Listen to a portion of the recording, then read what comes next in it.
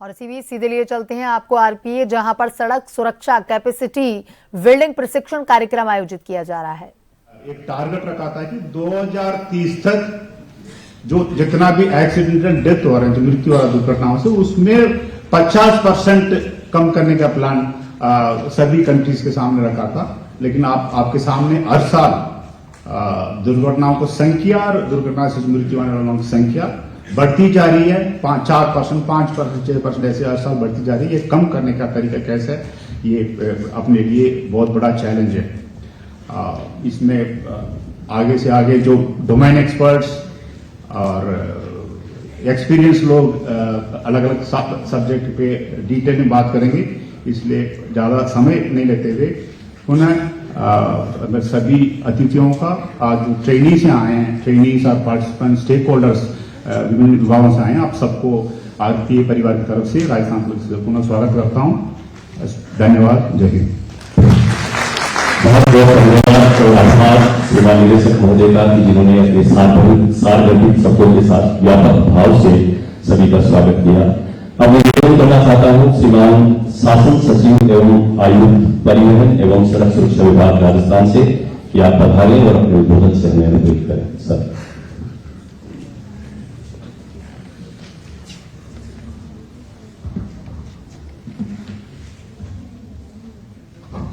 Respected ADG Traffic Sir, ADG ATS and SOG Sir, ADG RPA Sir, Professor Venkatesh, Mr. Balucha, सबसे पहले तो मैं धन्यवाद देना चाहूँगी RPA एडमिनिस्ट्रेशन का कि आज उन्होंने 2 दिन का ये एक बहुत ही इम्पॉर्टेंट विषय पे एक वर्कशॉप ऑर्गेनाइज किया। जो भी स्टेक होल्डर्स हैं उन सबके लिए बेनिफिशियल रहेगा और मुझे इसका एक पार्ट बनाया। सो जो इस पर एज सेक्रेटरी ट्रांसपोर्ट पिछले 4 महीने से मेरा जो एक अनुभव है, मेरे जो अपनी एक एक्सपीरियंस है वो आप लोग के साथ शेयर करूंगी। आई होप कि आप लोगों को कुछ उससे थोड़ा बहुत आप सोचने पे मजबूर रहेंगे। जब भी सर ने भी बात की फिगर्स की, आंकड़ों की, हम बात करते हैं कि वर्ल्ड वाइड अगर हम देखें तो लगभग 1.20 मिलियन डेथ होती हैं एक्सीडेंट से, रोड इंजरी से। हमारे देश में 2022 का फिगर है 1.60 समथिंग। हमारे राज्य में अगर हम राजस्थान की बात करें तो 10,000 से ज्यादा की तरफ 10, 11, 12 इस टाइप के बीच में आंकड़ा रहता है, क्योंकि जिसकी प्रतिवर्ष डेथ हो रही है। ये पिछले 2-3 साल का ट्रेंड है। जब कोविड में ट्रैफिक ही नहीं था तो उस समय पर जरूर एक छोटा सा डिप आया था। इसमें हम लोग जब भी प्रेजेंटेशन करते हैं, जब भी कोई बात करते हैं तो हमेशा ये आंकड़ा बताते हैं, तो हमारे लिए आंकड़ा ही है। लेकिन हम सब जो इसके लिए जिम्मेदार हैं, जिसको हम कुछ थोड़ा बहुत इसमें काम कर सकते हैं, हमने भी सोचना है कि ये आंकड़ा हमारे लिए आंकड़ा है, लेकिन किसी एक फैमिली के लिए ये उनके माता हो सकती है, पिता हो सकते हैं, बच्चा हो सकता है, कोई नियर वन हो सकता है। हम जितने भी सब लोग यहाँ पर बैठे हैं, हमारे कभी कुछ किसी के जब क्लोज, किसी के दूर, कि कोई ना कोई ऐसा पर्सन हम जानते हैं कि जिसका हमें यकीन नहीं हुआ अच्छा रोड एक्सीडेंट में रहते हुए, तो वो कितना शॉकिंग रहता है। किसी का दूर का है, किसी का पास का है। अब उस चीज को किस तरह से हम कम कर सकते हैं, कम करने का प्रयास कर सकते हैं। क्या अपना जो एक हम कहते हैं कि माई बिट, हमारा जो एक भूमिका है, हम किस तरह से अपना योगदान दे सकते हैं, वो हम सबके लिए सोचने की चीज है। फिर हम स्टैट्स पे जाते हैं, आंकड़ों की बात करते हैं। तो आंकड़ों की बात में जो मैक्सिमम नंबर है वो 2 व्हीलर्स का है, जो अपनी जान गंवाते हैं, जो 2 व्हीलर पे सवारी करते हैं, स्कूटर्स हो गए, बाइक हो गए। ये तो एक जो यूजर है उसके हिसाब से है। अगर रीजन देखें तो रीजन जो एक आता है वो आता है over speeding. One of the reason, उसको बहुत सारी चीजों से क्लब किया जा सकता है कि भाई रोड खराब थी, गड्ढा था, सामने से कुछ आ रहा था, जानवर था, बट ओवर स्पीडिंग ज्यादातर केसेस में एक बहुत बड़ा कारण है। अब उसको किस तरह से कर सकते हैं, इसकी जब भी हम बात करते हैं तो पहले 4 E's की बात करते थे, अब 6 E's की बात करते हैं। बट 4 E's जो इम्पोर्टेंट है वो शायद आप सब लोगों ने कभी पढ़ा भी होगा, इंजीनियरिंग, इन्फोर्समेंट, इमरजेंसी, एजुकेशन। कितना हम लोगों को जागरूक कर सकते हैं, कितना हम एनफोर्समेंट करा सकते हैं। जहां तक मैं समझती हूँ हमारे कुछ प्रोबेशनर्स हैं और हमारे कुछ ट्रांसपोर्ट के पुलिस के ही ज्यादातर लोग हैं। सो जो हमारी भूमिका आती है वो आती है एनफोर्समेंट की और एजुकेशन की। अगर हेलमेट ही लोग लगाए रहे हैं, हेलमेट और सीट बेल्ट ये दो चीज लगाकर रखें तो शायद काफी हद तक हम डेथ को कम कर सकते हैं। एक्सीडेंट एक चीज है, एक्सीडेंट के बाद डेथ। अगर इस पे भी हमारा एजुकेशन हो जाए, लोगों को हम कितना समझाइश कर सकें, कितना एनफोर्समेंट कर सकें। एनफोर्समेंट की बात आती है तो इस विभाग में 4 दिन महीने से रहने के बाद ये समझ में आता है कि जब भी हम एनफोर्समेंट करेंगे, हम अगर बिल्कुल फेयर एनफोर्समेंट करेंगे, चाहे जो भी आ जाए सुनने ही नहीं हो, तो हमारे को थोड़ी सी आसानी रहेगी काम करने में।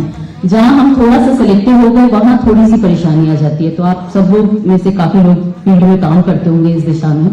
तो इस चीज को किस तरह से हम करेंगे, कैसे उस मानवीय दृष्टिकोण एक जो एंगल है उसको रखते हुए कि परेशानी भी नहीं हो और काम भी हो जाए, ये सबको अपना सोचने का है। किस तरह से हम लोगों के अंदर ये चीज ला सकते हैं कि चलो भाई ये मेरी सेफ्टी के लिए, मेरी फैमिली की सेफ्टी के लिए है।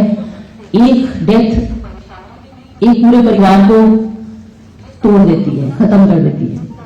सो वो कैसे कर सकते हैं, ये बहुत बड़ी रिस्पॉन्सिबिलिटी आप लोगों के ऊपर। और मैं ये सोचती हूँ कि अगर हम इसको सिंपल अपना एक मेरा असाइनमेंट है, जॉब असाइनमेंट है मेरा, तो ये सरकारी काम है, मैंने ये प्रेजेंटेशन दे दिया, मैंने आंकड़े दिखा दिए, मैंने ये ऑर्डर्स निकाल दिए, मैंने ये उसको लिख दिया, उसको लिख दिया, तो शायद इससे उतना इफेक्ट नहीं रहेगा जब तक कि हम कहीं उसमें अपना एक पर्सनल टच नहीं दें। तो आप सभी लोगों से मेरी यही रिक्वेस्ट रहेगी कि इसको जब भी आप देखें तो उसको दें, थोड़ा एक्स्ट्रा पेन दें। मेडिकल का काम हो गया, ये एनएच का काम हो गया, ये पीडब्ल्यूडी का काम हो गया, जितना कोऑर्डिनेशन भी एक बहुत बड़ा इशू है। इसमें आप सब लोग डिस्ट्रिक्ट में जाते हैं तो डिस्ट्रिक्ट कलेक्टर की एक मीटिंग, एक अध्यक्षता में कमेटी है। एक बार शायद आप कहो कम असर पड़े, 2 बार कहो, जितना परसेंटेज और जितना फॉलोअप और जितना पर्सनल इंटरेस्ट वो असर लाएगा ही लाएगा।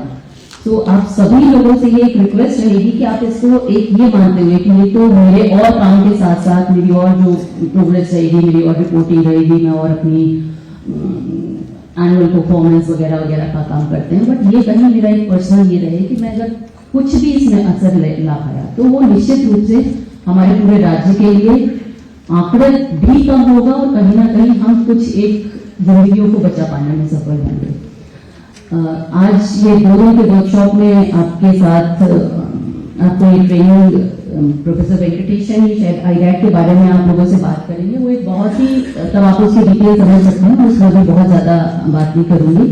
वो एक बहुत यूजफुल टूल है फॉर एनफोर्समेंट एजेंसीज की एनफोर्समेंट को कहां पर एक्सीडेंट्स ज्यादा है और किस तरह से आप एनफोर्समेंट करोगे, किस लोकेशन पे करोगे तो इसका इम्पैक्ट ज्यादा रहेगा। सो उसमें आप लोगों से रिक्वेस्ट रहेगी कि अच्छी तरह से समझ के, और भी इस डिस्ट्रिक्ट में जब आप जाओगे या डिस्ट्रिक्ट में आप लोग हैं तो वहां पर भी किस तरह से उसको यूज करना है। हमारे पास बहुत आज की डेट में टूल्स हैं, चीजें हैं, अब उसको यूज करके प्रभावी तरीके से एनालिसिस कैसे करनी है कि किस तरह से हमारे आंकड़ों में कमी आ रही है या क्या कारण है, क्या और किया जा सकता है। ये थोड़ी सी सतत प्रक्रिया है, जब तक चीजें इस तरह से नहीं होती कि एवरीवन इज ऑन बोर्ड, सब कुछ सेंसिटाइजेशन भी है, सब कोई अपना काम विधिवत कर रहे हैं, एम्बुलेंसेज की कहाँ पे पोजीशनिंग हो सकती है, मल्टीपल चीजें हैं।